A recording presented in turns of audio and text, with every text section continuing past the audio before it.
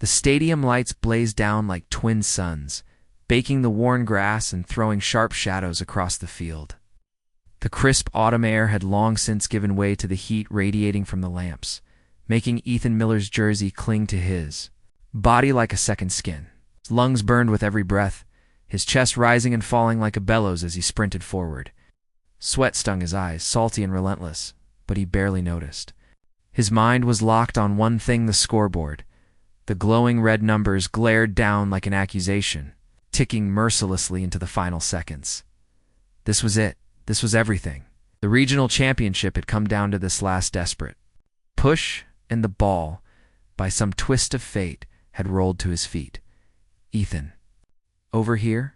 Someone shouted, maybe Tyler, their team captain, but the sound barely registered.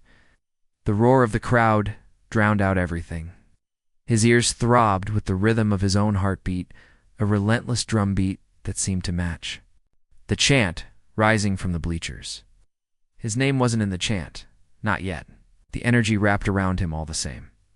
The ball wobbled slightly on the uneven grass, as though uncertain if it wanted to stay with him. Ethan's shoes frayed, torn at the seams, laces mismatched, slapped against the turf with each stride. They were the same shoes kids had laughed at for months, the ones that had become a running joke. Dumpster kicks, they called them. Hey Miller, when are you going to donate those to Goodwill? But right now, under the merciless glare of the stadium lights, those shoes didn't matter. His ragged sneakers had carried him through every lonely night of practice, every hour spent juggling in the dark until his shins ached and his feet blistered. They had brought him here. Now they carried him forward toward the goal, guarded by a towering goalkeeper twice his size. The defenders closed in. One lunged from the left, cleats scraping, a grunt escaping his throat. Ethan veered right, the sole of his shoe flapping dangerously. For one terrifying instant, he thought it would rip off entirely, leaving him stumbling in the dirt. But it held. Somehow it held. He had one shot. One impossible shot. Ethan inhaled, pulled his leg back, and struck. Only days earlier, this moment had felt like a dream too far away to grasp. After practice, when his teammates left the field laughing and shoving each other on their way to cars where parents waited with open doors and warm dinners, Ethan lingered. He stayed until the field was swallowed by shadows, juggling the same faded soccer ball over and over as if it were his lifeline. Sometimes the lights cut out before he was ready, and he would keep going, the dim glow of the moon his only guide. That ball was his best friend, the only one who didn't mock his shoes, didn't whisper behind his back about his empty lunchbox, didn't question why his mother wore a diner uniform even at school events. By day, though, he faced it all. The sneers, the taunts, the cruel laughter. Hey Miller, nice shoes? Planning to wear those to the dumpster after the game? Someone had jeered in the locker room just last week, the comment setting off a wave of laughter. Ethan had bent. His head, tying the laces tighter, even though no knot could hide the holes. He learned to keep his mouth shut, to swallow the sting, to let his feet answer for him. And when the ball touched his foot, silence fell. It was the only place he felt untouchable. Tonight was supposed to be no different, just another game, another night of trying to prove himself. Except it wasn't. Tonight was the final. The stands were packed with classmates, parents, little siblings holding homemade posters. The air vibrated with cheers and tension. Ethan had spotted his mother before kickoff, sitting near the top, row in her grease-stained diner uniform, her hair tucked under a faded cap. She had a paper cup of coffee clasped in her hands like it was the only thing keeping her upright. She had barely made it after her double shift, but she was here. And when she caught his eyes, she had smiled, tired but radiant. That smile had lit a fire in him that no amount of mockery could douse. Now here he was. The ball, the goal, the moment. The defender lunged again, a blur of jersey and outstretched leg. Ethan sidestepped, his body moving almost before his. Brain registered. The crowd gasped. His ragged shoes skidded on the grass, threatening to betray him, but he recovered, keeping the ball close. The goal loomed larger. The keeper crouched low, ready to spring. Ethan's mind flashed images like a reel, his father handing him that scuffed soccer ball years ago before disappearing. his mother counting coins on the kitchen counter, his teammates, smirks when they thought he couldn't hear. And then, louder than all of it, his mother's voice earlier that night. Asterisk, that's my boy. Asterisk, the ball lined up. His chest heaved. His legs swung. The sound was sharp, almost like lightning splitting. The night sky. The ball left his foot in a blur, spinning upward, faster than he thought possible. Time slowed. Saw the keeper's eyes widen, his hands stretched desperately toward the ball. He saw the crowd leaning forward, mouths open, heard his heartbeat thunder. The ball curved just out of reach. The net rippled. For a fraction of a second, silence gripped the stadium. Then sound returned in a wave that nearly knocked him down. The stands shook. His teammates screamed. A blur of bodies collided with him, arms wrapping around his shoulders, pulling him down to the turf in a pile of joy. The weight pressed on him, but all he felt was weightlessness, as if he were flying. Somewhere in the chaos, faint but clear, his mother's voice rose above the din. That's my boy. Tears stung his eyes, mixing with sweat. Not from pain, from exhaustion, but from the sheer impossible truth of it. In that moment, Ethan wasn't the boy with the broken shoes anymore. He was the boy who had scored the goal that changed everything. And deep down, through the noise and the celebration, he knew this was only the beginning. The locker room smelled of sweat, grass, and triumph. The noise inside was deafening, shouts of victory, laughter bouncing off the metal lockers, the spray of showers hissing in the background. Ethan Miller sat on the edge of a splintered wooden bench, still damp with sweat, his chest rising and falling as if the match had not yet ended. His legs trembled beneath him, not from exhaustion alone, but from the adrenaline still coursing through his veins around him. Teammates celebrated. Tyler, the captain, was pounding his fist on a locker, shouting, "We did it! We actually did it!" While others whooped and hollered, a few of the older boys clapped Ethan on the back as they passed. "That goal, man," one of them said, shaking his head in disbelief. That was insane. Another grinned, giving him a playful shove. Never thought those busted shoes could pull that off. The words made Ethan's ears burn, but for the first time he didn't feel the sting. Nobody was mocking him. Not tonight. His sneakers, frayed, duct-taped, and humiliating as they had carried him to glory. And in this cramped, noisy locker room, not one boy dared to laugh at them. The sharp blow of a whistle cut through the noise. Coach Harris entered, broad-shouldered and stern as always. His face was a map of years on the field, weathered by wind, sun, and grit. The room fell quiet, players turning toward him with respect. He scanned the group, then his gaze landed on Ethan. That, Harris said, voice gravelly, was the game of the season. Every one of you left it on the field, and I couldn't be prouder. But Miller, he paused, letting the weight of the silence settle. That goal you'll remember, that for the rest of your life. And so will we. The boys erupted into cheers, this time with Ethan's name mixed in. He ducked his head, cheeks flushed, wishing the floor would swallow him whole, and, at the same time, wishing the moment would never end. He had always been invisible, the kid with the hand-me-down shoes and the quiet voice. Now he was something else. Someone else. Hours later, when the noise and adrenaline had faded, Ethan walked home with his mother. The streets glowed under flickering streetlights, the cool night air brushing against his damp hair. His mother's uniform still smelled faintly of fried food and coffee, her steps heavy with exhaustion, yet her smile was brighter than he had. "Seen in years, I thought my heart was going to burst out of my chest," she said, laughing softly. "I was shouting so loud I think the whole town heard me." Ethan glanced sideways at her, a shy smile tugging at his lips. "You saw it?" She squeezed his shoulder. "Saw it, Ethan. I'll never forget it. You were incredible." Her voice wavered, and then she added quietly, "Your dad would have been proud too." The words hit like a stone dropped into water, rippling through Ethan's chest. He nodded, eyes fixed on the cracked pavement. He didn't know how to respond.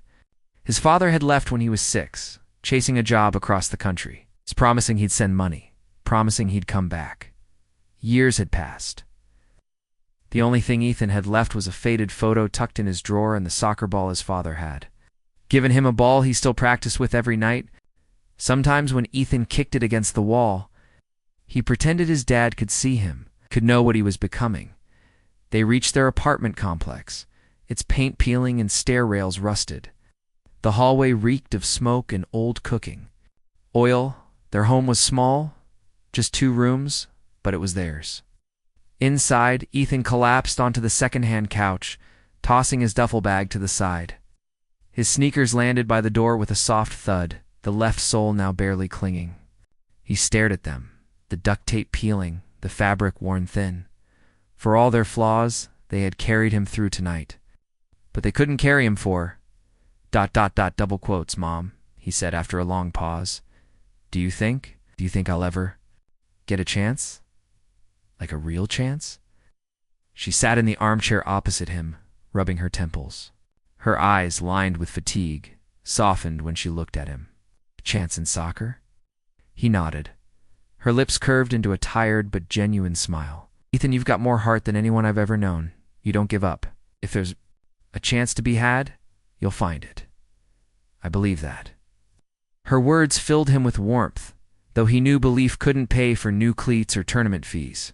Still, he clung to them like a lifeline, 'cause sometimes belief was all a person had. The next morning, Ethan woke before dawn. His body still ached from the game, but the fire inside him burned too hot to let him sleep. He laced up the same battered shoes, the duct tape rough against his fingers, and carried his scuffed ball to the empty field behind the middle school. The grass sparkled with dew, the world hushed and waiting. He trained like a boy possessed. Passes against the wall until his arms shook, juggling until his thighs burned, sprints until his lungs begged for mercy. He lost track of time as the sun rose, the golden light spilling across the field, painting his shadow long and lean. Each repetition whispered the same truth into his bones. If he wanted a future, he had to make it himself. At school, the whispers followed him, not the cruel ones, not anymore. Now they were odd. That's the kid who scored the winning goal. Did you see that shot? Unreal, but shadows of mockery lingered. Yeah, but he's still poor. Scouts don't look at kids like him. The words stung, but Ethan bit them down. Let them doubt. Let them sneer. His feet would answer. At practice later that week, Coach Harris pulled him aside. The team was dispersing, boys laughing as they headed for the parking lot. Harris stood with his whistle around his neck, his eyes serious. Miller, he said, listen up. There's a scout coming to town next month. College level. I'll be watching the regional qualifiers. If you want to make an impression, you'd better be ready. Ethan froze, his mouth dry. A scout, a real chance. His pulse thundered in his ears. Me. The coach gave a firm nod. You've got talent, but talent's not enough. You've got to show consistency, discipline, grit. You've got 1 month. Ethan's heart soared and sank at the same time. A scout. But also the reality of his broken shoes, his family's empty fridge, his mother's endless shifts. He step onto that field like this? That night, lying awake on the sagging couch, Ethan stared at the ceiling and made himself a promise. He wouldn't let poverty define him. If he had to run until his feet bled, he would. If he had to tape his shoes together every morning, he would. Nothing would stop him from seizing this chance. And so, while the world slept, Ethan Miller trained. The weeks leading up to the regional qualifiers stretched endlessly, yet somehow disappeared in the blink of an eye. Each day was a battle with the clock. Ethan Miller's world shrank to 3 things: school, practice, and the long hours he spent alone on the empty field once everyone else had gone home. His life outside of soccer blurred into background noise. The taunts in the hallways became quieter, though not completely gone. His classmates still noticed the duct tape binding. His shoes still whispered about how he could never afford new gear. But after that goal, the goal that had changed everything, they couldn't laugh quite as loudly as before. Respect, he learned, was fragile. It came not as a gift, but as something you seized, and it could vanish the instant you faltered. Ethan, knew that if he failed at the qualifiers, the jeers would come back with double the venom. So he pushed himself harder. Coach Harris increased the intensity of practice. The qualifiers aren't a joke, he barked one afternoon as the team ran suicides until their lungs burned. These are the best squads in the region. You want to play college ball? You want scouts to notice you? Then you've got to outwork. Every single kid out there, the team groaned, but Ethan embraced the words. He stayed late after everyone else, dribbling cones until his calves ached, blasting shots at the net until his feet throbbed, sprinting the length of the field until his vision blurred. The ball became an extension of him, the rhythm of his life. Pass, juggle, strike, repeat. His body became leaner, his endurance sharper, his focus unbreakable. Still his sneakers deteriorated. Each day the duct tape around them frayed, silver strips dangling like mocking tongues. He retaped them nightly, layering piece upon piece, until the shoes felt more like tape than leather. His mother noticed. One evening, when he came home drenched in sweat, shoes muddy and unraveling, she crouched beside him and touched the peeling. Tape? Her fingers lingered as if she could mend them by will alone. Ethan, she whispered, you can't keep playing like this. You'll hurt yourself. Maybe I can. Her voice trailed, worry flickering in her tired eyes. Maybe I can pick up more hours, get you something better. He shook his head immediately, panic flashing in his chest. No, Mom. Don't you already work too much? I'll manage. I always do. Her lips pressed into a thin line. She didn't argue further, but Ethan saw the sadness in her eyes as she turned away.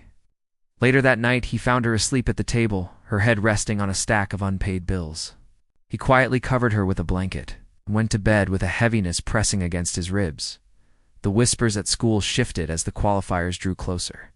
Posters went up in the gym, excitement buzzing in the hallways. Ethan overheard his name more often. That Miller kid, he's good, real good. But also, scouts don't look at kids like him. One goal doesn't change who he is. Doubt gnawed at him.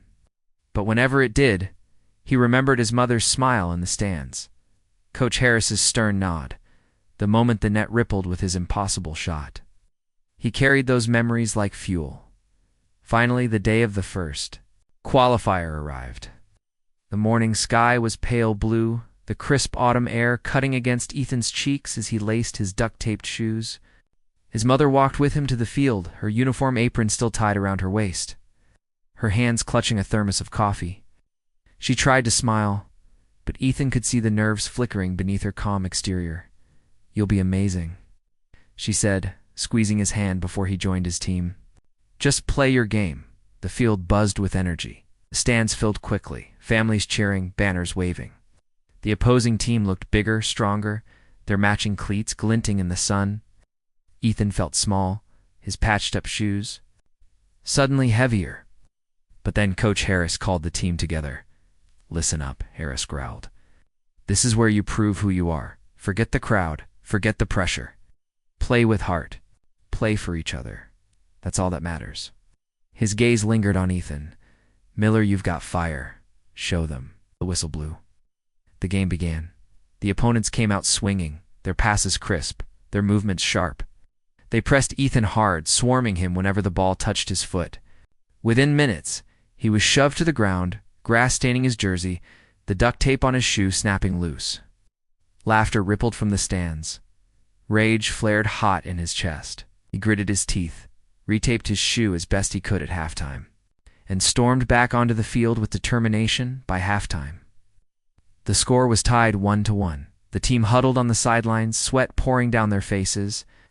Coach Harris barked instructions, but his eyes flicked to Ethan again. Don't let them get in your head. You're better than you think. Ethan nodded, though doubt coiled in his stomach. The shoes felt like they might fall apart with every step. But as the second half began, something inside him shifted. He stopped thinking about the tape, the laughter, the weight of expectation. He thought only about the ball, the game, the moment. He played like a boy possessed. He darted past defenders, his footwork sharp, his passes crisp. Each touch of the ball silenced the whispers. Each sprint sent fire through his veins. With 10 minutes left, the score still tied, he saw his chance. The ball rolled toward him. The defenders closing fast. Time slowed. Ethan's world narrowed to the ball, the goal, and the pounding of his heart. He feinted left, cut right, his duct-tape shoe barely clinging, and unleashed a strike. The ball soared, spinning with perfect arc. The goalkeeper leaped, fingertips grazing, but it wasn't enough. The net rippled. The stadium erupted. Teammates swarmed him, arms wrapping around his shoulders, pulling him to the ground in celebration. Ethan gasped for air, his chest aching, but his heart felt light as air. Well, for one moment, the boy with the broken shoes was the boy who had given his team victory. From the stands, he caught his mother's gaze. Tears streaked her cheeks, her hands clasped over her mouth, pride radiating from her like sunlight, and near the edge of the field. A man with a clipboard scribbled Ethan's name. That night, Ethan lay in bed, staring at the ceiling. His body ached, but his mind raced. Scott had noticed him. The path ahead was uncertain, filled with obstacles he couldn't yet see, but for the first time, it felt real. His dream wasn't just his anymore. Others had seen it too. He closed his eyes, his hand resting on the scuffed soccer ball by his bed. Fire pulsed in his veins, warming him against the chill of the night. Tomorrow, he would train harder. Tomorrow, he would be better. Because tomorrow was just the next step toward everything he wanted. And nothing, not broken shoes, not doubt, was going to stop him. The night after the first qualifier, Ethan could hardly sleep. Every time he closed his eyes, he saw the ball curving into the net. His teammates' arms crushing him in celebration, his mother's tears shining in the stands, and the scout man with the clipboard writing his name. It felt unreal. For years, Ethan had been the boy people laughed at for his shoes, for his poverty, for the things he couldn't control. Now, for the first time, people were looking at him differently. They weren't just seeing H... but as the adrenaline faded, reality crept back in. He still lived in the cramped apartment with peeling paint. His shoes were still falling apart. His mom still came home every night exhausted, her body breaking under endless shifts at the diner. The victory didn't change any of that. Made Ethan hungrier to push forward. At practice a few days later, Coach Harris called Ethan aside. The team was running drills, sweat pouring under the afternoon sun. Harris stood with his whistle dangling from his neck, arms crossed. "You played well," Harris said, his eyes sharp. "But don't think one goal makes you a star. Scouts aren't looking for one-shot wonders. They're looking for consistency. Grit. I had a talk with Reynolds, the scout. He's interested, but he's not convinced yet." Ethan's stomach flipped. He asked about me?" Coach gave a short nod. "Said you've got raw talent. Said you've got fire. Fire can burn out if you're not careful. He'll be at the next 2 qualifiers. That's your chance to prove you're more than a lucky kick." Ethan swallowed hard, his pulse quickening. 2 more games. 2 more chances. Or 2 more ways to fail. That evening, Ethan trudged home, his mind racing. His mother was already there, collapsed in the armchair, her shoes kicked off, her diner apron still tied around her waist. When she saw him, she smiled tiredly and gestured to a paper bag on the table. "Got you something?" she said, her voice hoarse from a long day. Ethan frowned, curious. He opened the bag and froze. Inside was a pair of cleats. Second-hand. Yes, scuffed and faded, one lace shorter than the other, but to Ethan, they gleamed like treasure. "Mom." His throat closed, and he blinked hard. "How? How did you?" "Don't worry about it," she said quickly, brushing it off. "A guy at the diner was selling them cheap. They're not new, but they're better than tape, right, wife?" Slipped them on. They were half a size too big, but they felt like wings on his feet. He stood and gave her a fierce hug, burying his face against her shoulder. Thank you so much." Her arms tightened around him. "Just promise me one thing," she whispered. "Don't stop believing in yourself, no matter what." The second qualifier arrived faster than Ethan expected. This time, the opponents were known for their brutality. They played rough, shoving, clipping ankles, using elbows whenever the referee wasn't looking. Ethan quickly realized this would be a battle, not just a game. From the first whistle, he was targeted. Two defenders shadowed him constantly, their cleats scraping dangerously close to his shins. Once he was shoved so hard he nearly tumbled. Out of bounds. The crowd gasped, but the referee's whistle stayed silent. Ethan clenched his teeth and pulled himself back up, his new old cleats gripping the turf. They weren't perfect, but they were holding. And for now, that was enough. By halftime, the score remained 0-0. The team huddled on the sideline panting, sweat dripping. Frustration showed on every face. "They're killing us out there," one teammate muttered. Another shook his head. "We can't break their defense." Coach Harris crouched in front of them, his eyes blazing. "Listen up. They want to wear you down, frustrate you, make you sloppy. But they can't stop all of you. Work together. Play smart. Trust each other." His gaze locked on Ethan. "And Miller, don't try to do it all alone. You're not a one-man team, US. US ... Ethan nodded, his jaw tight. He wanted to prove himself, wanted to show the scout he was the one. But Coach was right. If he tried to do it all alone, they'd crush him. He had to trust his team. The second half was chaos. The opponents grew more aggressive, but Ethan shifted his game. He stopped forcing every play and began passing more, weaving quick 1-2s with Tyler, setting up chances for others. The crowd leaned forward, sensing the change. With 5 minutes left, Ethan spotted a narrow opening. A defender lunged at him, and instead of driving forward, he flicked the ball sideways to Tyler. Tyler cut inside and fired. The ball sailed into the top corner. The stadium erupted. The scoreboard lit up. 1-0. Ethan's chest swelled. He hadn't scored, but he had created the chance. And in that moment, he understood. Being a leader wasn't always about taking the glory. Sometimes it was about giving others the chance to shine. When the whistle blew, the team collapsed in exhausted joy. The scout was there again, scribbling. On his clipboard, eyes narrowed in thought. Ethan caught a glimpse of a nod, small but real. But not everyone celebrated. On the walk home, the adrenaline still buzzing in his veins, Ethan cut through a dimly lit parking lot near the school. That's where they appeared to older boys he recognized from another neighborhood. Trouble followed them like a shadow. They weren't on his team, but he had seen them hanging around the courts, starting fights, sneering at kids with less. "Hey, Miller," one called, his voice dripping mockery. "Nice shoes. Bet you think you're hot stuff now, huh?" Looking at you, Ethan froze, clutching his duffel bag tighter. "Leave me alone." They stepped closer, circling. "What? What's in the bag?" "New gear? Hand it over." Panic surged in Ethan's chest. He couldn't lose the cleats. His mother had sacrificed too much. His dreams were tied up in those shoes. He shook his head fiercely. One shoved him, hard enough that he stumbled. Ethan fought to stay, upright, clutching his bag. Another swung at him, the blow glancing off his shoulder. Fear and anger surged together, lashed out with desperate strength, shoving back, swinging wildly. The scuffle was clumsy, fueled more by panic than skill. Headlights flared as a car turned into the lot. The boys cursed and scattered into the shadows, leaving Ethan panting, scraped and trembling. He clutched his bag to his chest, heart hammering. He limped the rest of the way home, every step heavy, his body aching. When he finally collapsed inside the apartment, his mother gasped at the sight of him. "What happened?"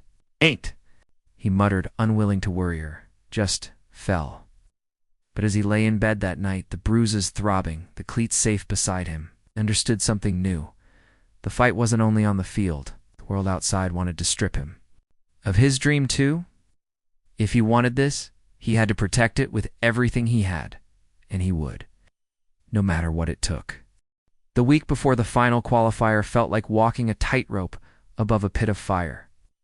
Ethan could sense the weight of it everywhere he went, tat-schooled on the practice field, even in the quiet of his small apartment. His name floated in whispers. No longer just the butt of jokes, but now tinged with expectation. Some kids said he was destined to shine. Others predicted he would choke under the pressure. Ethan tried to block it out, but at night the voices echoed in his head, making sleep nearly impossible. Every morning he rose before dawn, lacing up the second-hand cleats his mother had given him. They weren't perfect, but compared to his old duct-tape sneakers, they felt like armor. He trained until the grass was slick with dew and his lungs burned, then dragged himself through school, exhausted but determined. After practice with the team, he stayed late, shooting again and again until the sky faded to violet.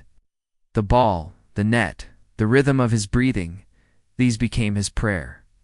His ritual. Coach Harris pushed the team harder, too. The drills were relentless. Suicides until legs shook.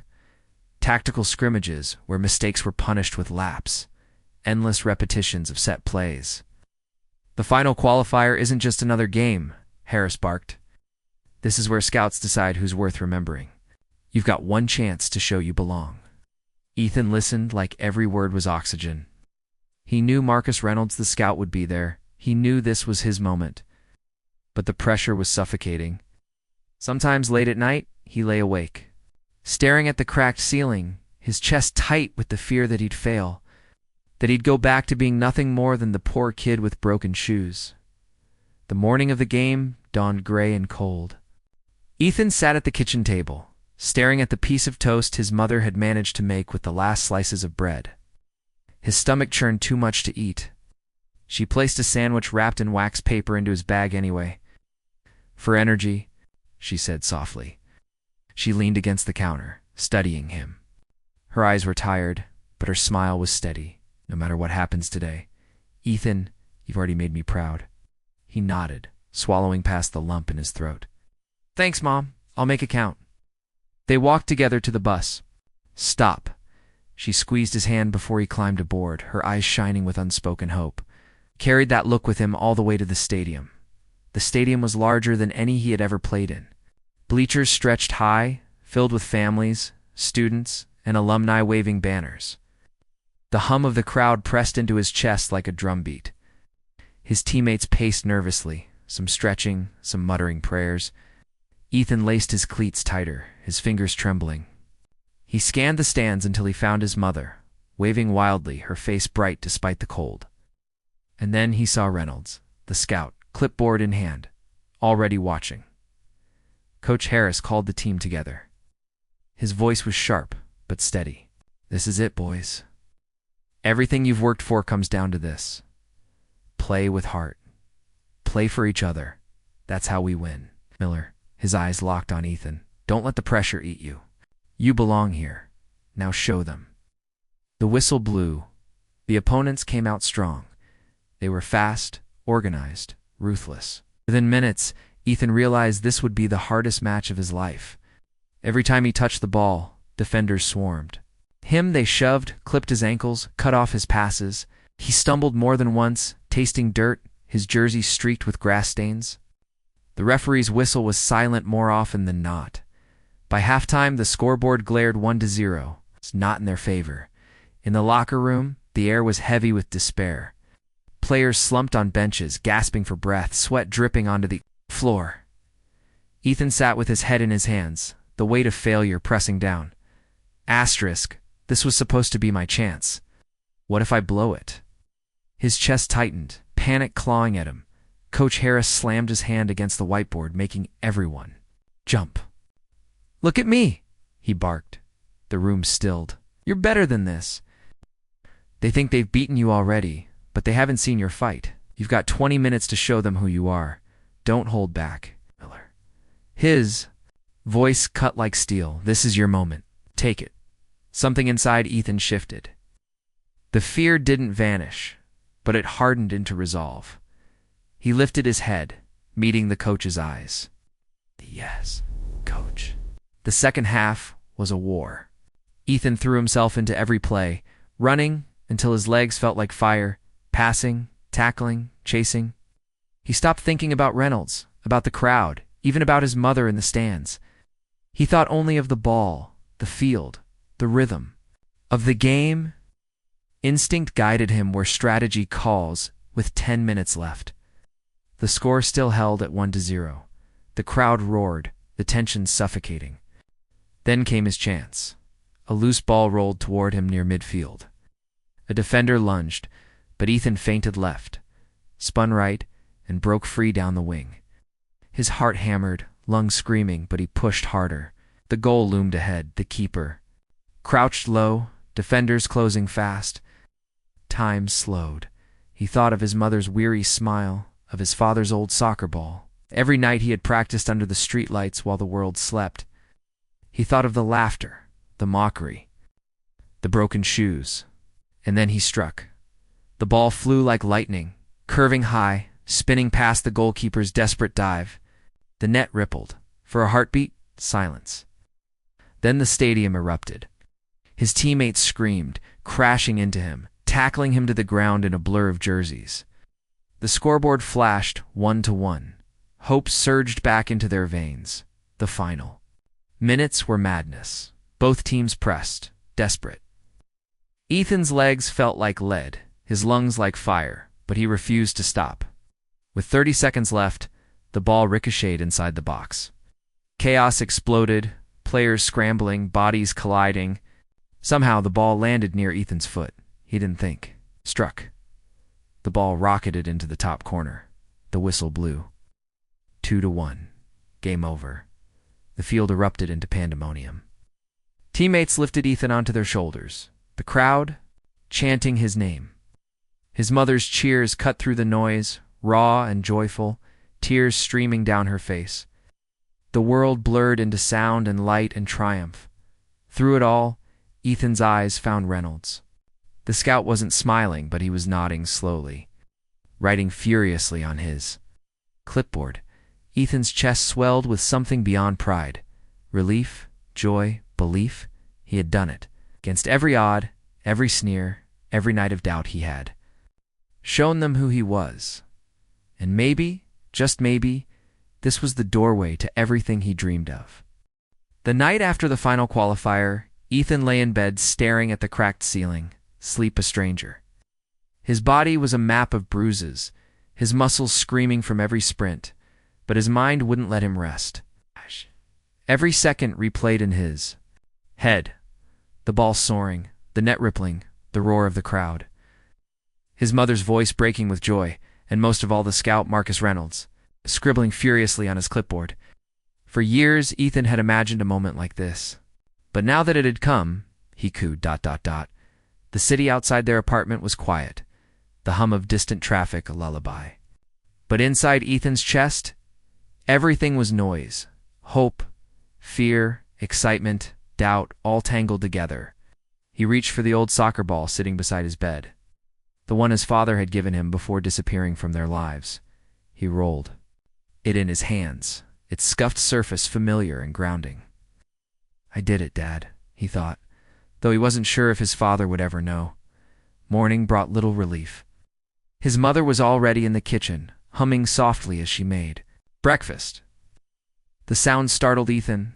He couldn't remember the last time she had hummed. She set a plate of scrambled eggs and toast in front of him. Her smile, tired but radiant. Breakfast of champions. She teased Ethan, grinned, though his stomach fluttered too much to eat. Thanks, Mom. They ate in companionable silence until she reached across the table, taking his hand. Ethan, whatever happens with that scout, you've already proven yourself to me, to everyone. You're not just the boy with broken shoes anymore. You're my son, the one who never gives up. Her words sank deep. He squeezed her hand. Back, voice thick. I won't stop, Mom. I promise. Afternoon, Coach Harris summoned Ethan to his office. The small space smelled of leather and chalk, the walls lined with trophies and faded team photos. Ethan sat nervously on the chair, his knees bouncing. Harris leaned back in his chair, studying him. Miller, you impressed me in those qualifiers. More importantly, you impressed Reynolds. He asked for your information. Ethan's breath caught. He did? The coach nodded. There's a developmental camp in Chicago next month. College. Level recruiters, scouts, coaches, the whole 9 yards. It's your chance to show what you're really made of. The words hit Ethan like a bolt of electricity. Chicago. A camp. A door opening. Then doubt crept in, but I don't know if we can afford it. Coach's expression softened. Worry about that. The school's boosters will pitch in, and I'll make some calls. You've earned this, Miller. Don't waste it. Ethan's chest swelled. He stood, shaking Harris's hand firmly. I won't, Coach. I promise. The weeks that followed were a blur of preparation. Ethan trained harder than ever, his body pushed to the brink. He ran drills until sweat soaked through his shirt, lifted weights in the school's musty gym, studied professional matches late into the night. His teammates rallied around him, some joining his extra sessions, others slapping him on the back with pride.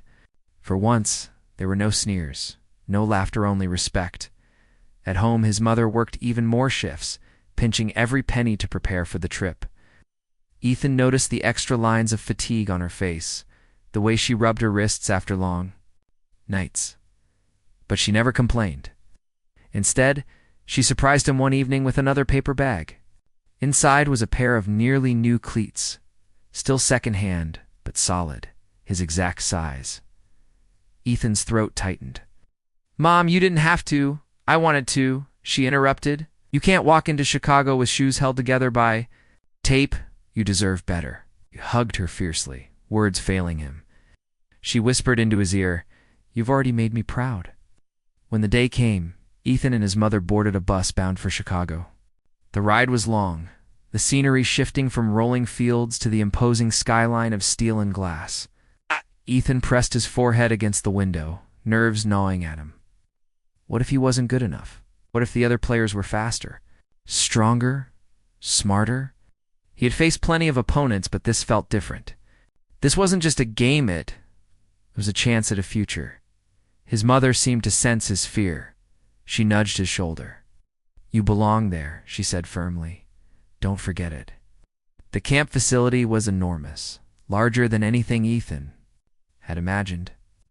Perfectly manicured fields stretched as far as the eye could see.